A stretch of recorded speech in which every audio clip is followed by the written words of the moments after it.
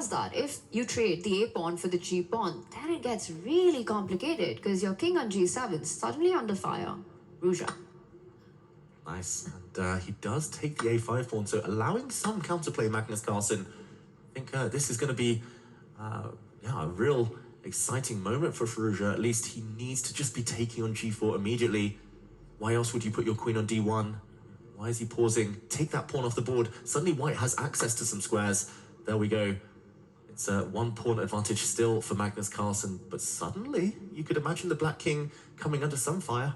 You need to not see ghosts at this point. 2 minutes 30 plays 5 minutes. Firouzja has been exceptional throughout the entirety of the Esports World Cup, but you cannot be consistently playing against the best player in the world so far down on the clock. He recognizes this, of course. He would be a fool not to, but he has to do even more. He has to really dig deep now to try and come out on top.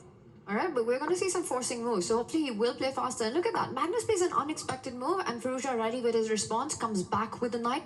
Bishop takes pawn, hits that rook. Will we see some simplification? Magnus Carlsen would be very happy with that. That knight on d4, far better than Firouzja's bishop on g2. If knight takes bishop, queen takes knight was to happen.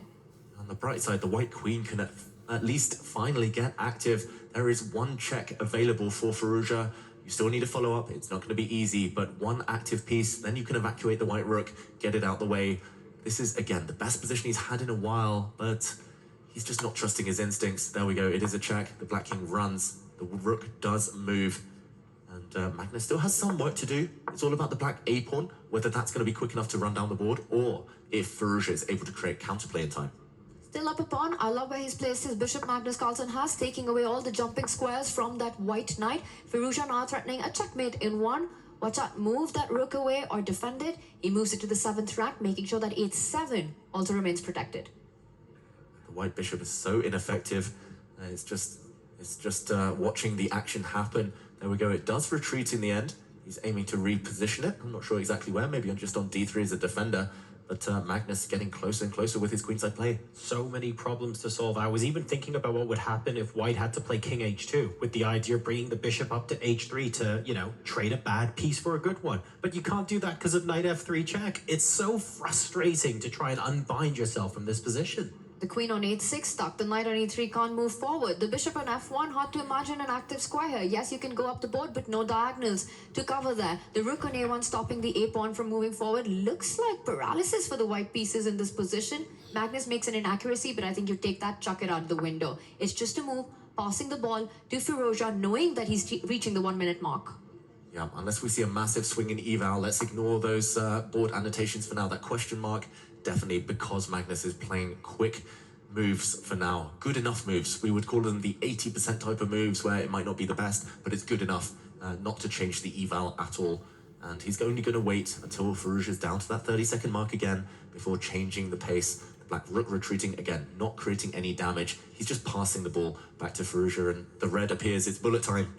It's bullet time, and Magnus has an idea. That rook could transfer itself to that left flank behind the a-pawn and start pushing it, which is why Firouzja was forced to bring back the queen, attacking that f6 pawn. Magnus does not repeat this. He's not going to bring his rook back. Whoa, he's sacrificing the f6 pawn. He knows he can get the queens off the board. Next move, Magnus Carlsen, he's going to swing the black queen across to g7 in front of his own king. He's going to go for the trade. And Firouzja, if the queens disappear, it's all about the black a-pawn. 40 seconds though, he needs to decide. Queen's off the board or on the board. Just make a move. But how do you decide? Both are equally bad. Also, you've got no time. Alireza Firouzja frozen with no good options on the board. He jumps in with a knight. Magnus, he can trade. And look at Alireza. It's almost like he's giving up. Looks so frustrated. I've never seen him look this helpless. Alireza on the camera. He can give a check with his bishop. He drops his queen. He drops his queen, Alireza Firouzja. It's a simple knight fork to end that game. The writing was on the wall anyway, but Magnus Carlsen takes the win. He's so close now. A blunder ends game number 3, but not for...